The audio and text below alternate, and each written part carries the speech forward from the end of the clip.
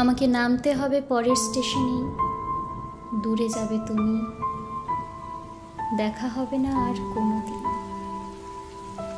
তাই যে প্রশ্নটার জবাব এতকাল থেমে আছে, শুনবো তোমার মুখে।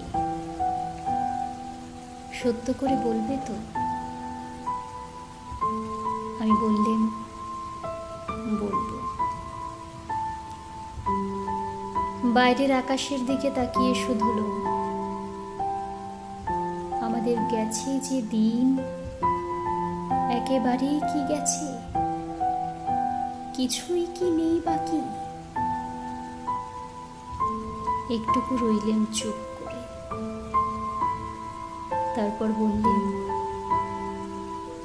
রাতের সব তারাই আছে দিনের আলোর গভীরে।